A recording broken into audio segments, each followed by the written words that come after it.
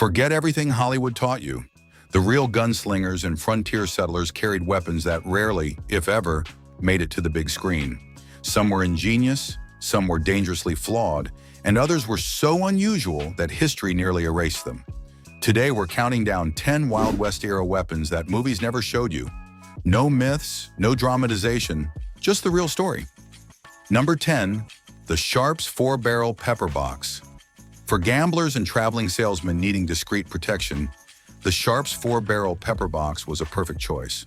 Small enough to fit in a vest pocket, this compact pistol was patented by Christian Sharps in 1849, though it didn't become widely available until 1859 with the introduction of rimfire cartridges. Instead of rotating barrels like earlier pepper box designs, and this pistol used 4 fixed barrels arranged in a square cluster. A rotating firing pin on the hammer struck each barrel in sequence. Reloading was simple. Press a button and slide the barrel assembly forward. Measuring under 5 inches long, it was chambered in .22, .30, or .32 rimfire. Between 1859 and 1874, over 150,000 units were produced. According to legend, one was even found on Wild Bill Hickok after his death at the poker table.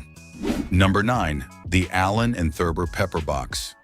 Before Samuel Colt dominated the handgun market, the Allen and Thurber pepper box was one of the most popular firearms on the frontier. Designed by Ethan Allen and Charles Thurber in 1837, it was a double-action pocket pistol with multiple rotating barrels. Typically chambered in .31 or .32 caliber, it featured 6 barrels and a distinctive top-mounted bar hammer. Pulling the trigger rotated the barrels, cocked the hammer, and fired, all in one motion, which was groundbreaking for its time. However, it had a serious flaw. Chain fires. With exposed percussion nipples sitting close together, multiple chambers could ignite at once. Mark Twain famously joked about this in Roughing It, saying the only safe place to stand was behind the gun. Despite the risks, tens of thousands were sold. Gold Rush prospectors and Civil War soldiers alike relied on them for backup defense. Number 8, the volcanic pistol.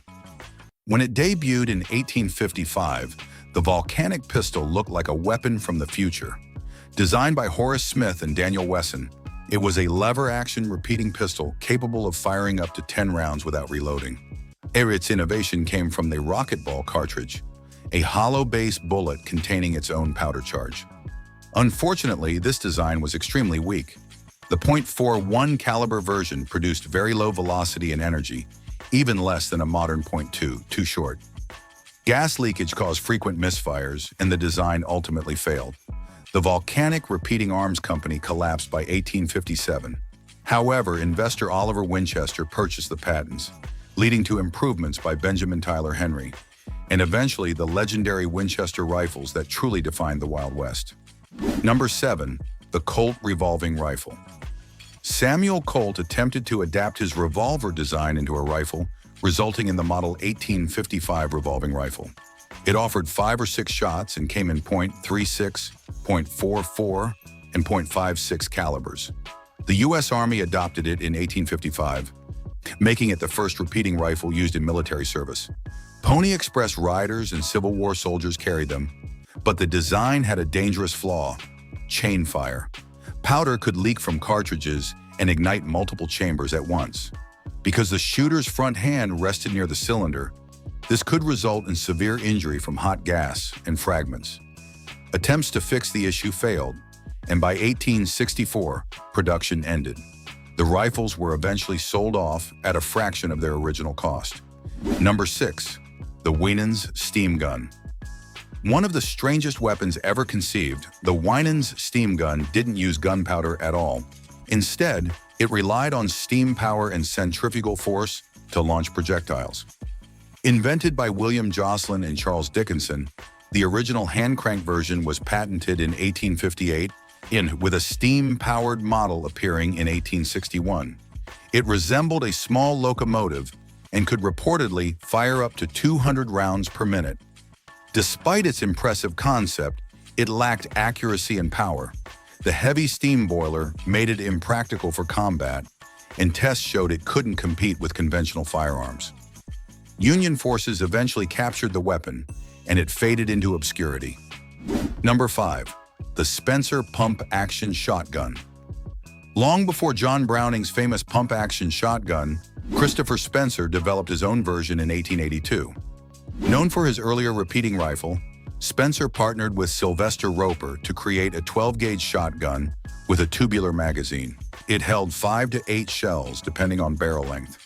A unique toggle breech system ejected shells upward when the pump was cycled. The shotgun featured 2 triggers, one for firing and another to recock the hammer in case of misfire, which was common with early ammunition. About 20,000 were produced before the company went bankrupt in 1889, but the design helped pave the way for modern pump-action shotguns. Number 4. Jonathan Browning's harmonica gun. Before his son John Moses Browning became legendary, Jonathan Browning created one of the most unusual repeating firearms ever made, the harmonica gun. Developed between 1834 and 1842, it used a sliding metal bar with multiple chambers, resembling a harmonica. Each chamber was loaded manually, and after firing, the shooter slid the bar sideways to align the next shot. These rifles could hold anywhere from 5 to 25 rounds. Each one was handcrafted and took about 2 weeks to build. Browning even used one during a 1,000-mile journey to Utah, helping protect his wagon train. Today, surviving examples are rare and highly valuable. Number 3. The Cochran Turret Revolver. To avoid Samuel Colt's patent, inventor John Webster Cochran created a radically different revolver design. Instead of a horizontal cylinder, it used a rotating disc mounted on a vertical axis. Manufactured in small numbers during the late 1830s, the pistol held 7 rounds. However, its design meant some chambers pointed sideways or even backward toward the shooter. If a chain fire occurred, it could injure the person holding it. The weapon quickly gained a reputation as dangerous and impractical. Though Cochran demonstrated larger versions successfully, safety concerns doomed the concept. Number 2. The Lefaucheux 20-shot pinfire revolver.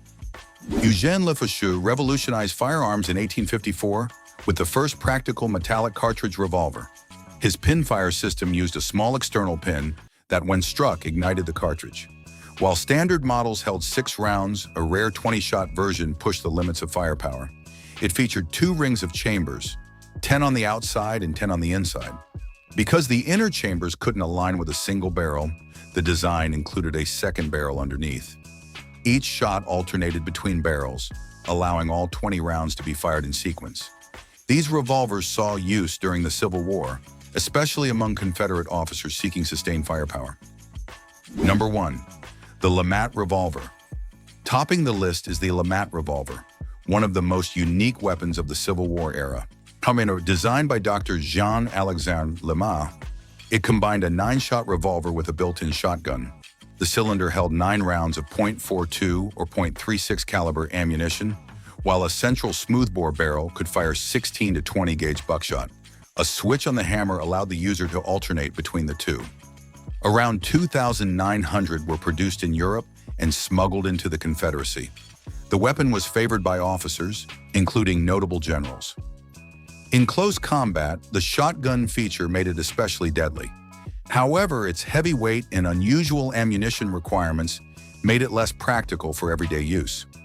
After the war, many Lamat revolvers made their way west with former soldiers, leaving behind a legacy as one of the most distinctive firearms ever created.